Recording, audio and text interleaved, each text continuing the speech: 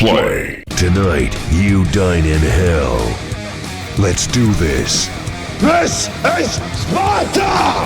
Triple kill! Monster kill. I'm just getting warmed up. Eat lead. It ain't over yet. Your tactical nuke is ready for launch. Tactical nuke incoming! You've got a lot of guts. Let's see what they look like. Triple kill! Holy shit. Perfect. That's how we do it.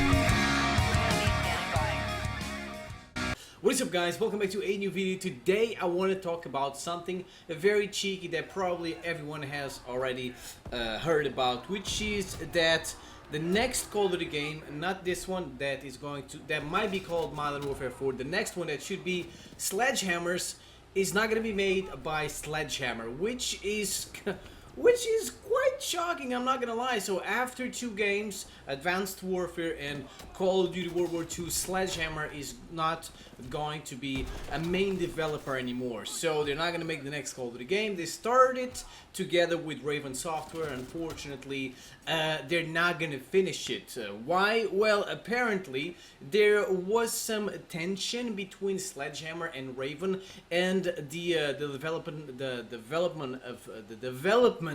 of the game was called a mess by the guys at Activision or something like this. It was a mess, and you know, Activision had to be like, you know what, you guys are gonna have to stop it. You're out. You're not gonna finish the game.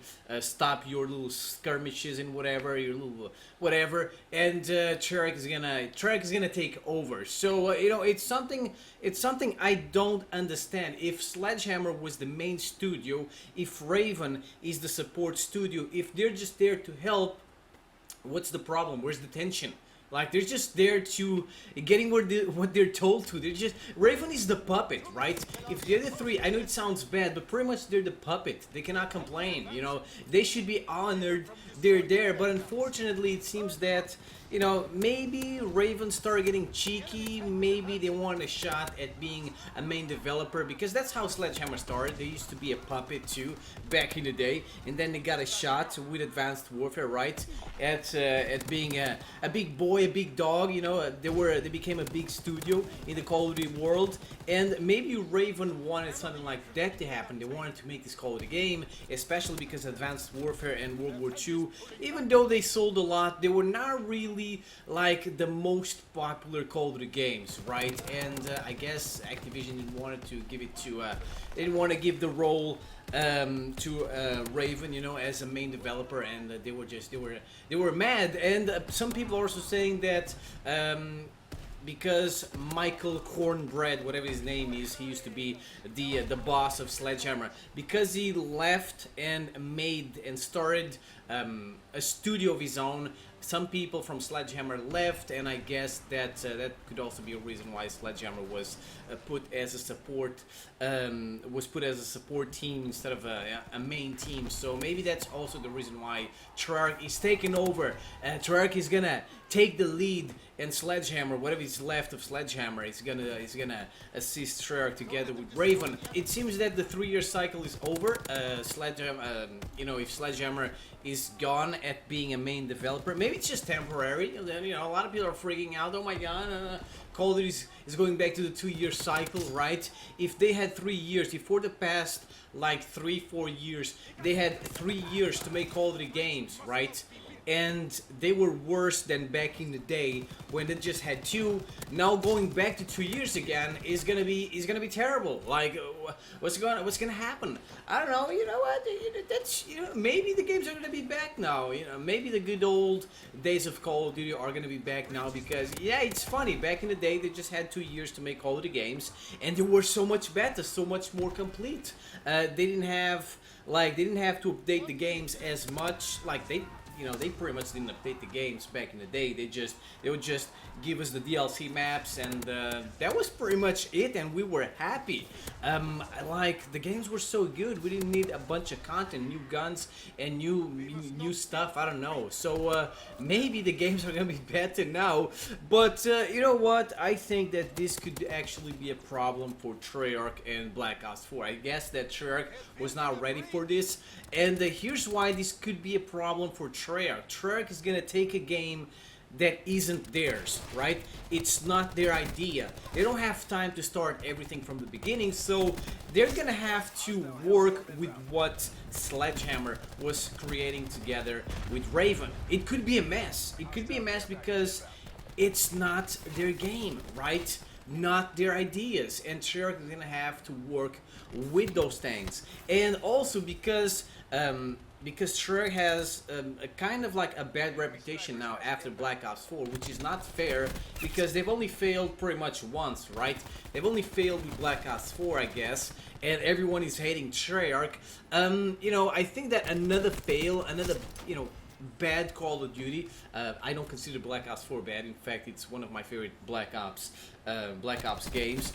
Another fail could be fatal for Treyarch, right? If everyone is hating Treyarch after one fail, imagine two fails in a row for Treyarch. I mean, they're gonna go back to the days when they used to be the ugly duckling, right? Because back in the day, Infinity Ward was the best, and Treyarch was the puppet. No one cared about Treyarch. Those days might be back, and if it happens, it's not even their fault because, as I said, they were forced to take this Call of Duty game, and also this, as I said, this could also kind of like hurt Black Ops 4 because, I mean, do you guys remember when before Black Ops 4 was out, someone from Treyarch was like, this is going to be the most updated Call of Duty game of all time. And well, if until now it wasn't the most Call of Duty game of all time, imagine Treyarch having to work on Black Ops 4 at the same time they're working on the new Call of Duty game. Black Ops 4 is never going to be updated anymore, and yeah, I mean, it's definitely gonna hurt Black Ops 4. Now, the good thing, I know this all seems bad, but the good thing, there might be a good thing in here, right? The good thing is that it seems Sledgehammer was working on a Cold War Call of Duty game, and now because Treyarch is gonna take over it, they might turn it into Black Ops 5. And guess what? Black Ops 1 was a Cold War / Vietnam Call of Duty game, and now they can take it back. They can take it back to where it all started, Black Ops 1. Maybe they can end it there because, to me, I think it's enough for Black Ops games. After Black Ops 2, things don't make sense anymore. So I guess this could be a perfect way of ending the series with Black Ops 5 in, played in the Cold War, and, taking it back to the good old days of Black Ops 1 with the chopper gunners, the dogs, the blackbirds, and much more things. I mean, oh my god, if that happens, if they take the Black Ops series to their roots, it's gonna be freaking amazing. But anyways, a word to Sledgehammer. Sledgehammer, man, you know what? Them being fired fired, they were not really fired, but them being put as a puppet again, as a puppet studio again, you know what? It was a shocking decision in my opinion, because I think that my boy, I don't remember his name, but the guy that took charge of Sledgehammer after Michael Conrad and his friend left the studio mid development, or like I don't know, a few months after the game was out, World War II, they just left the studio. The bosses of Sledgehammer left.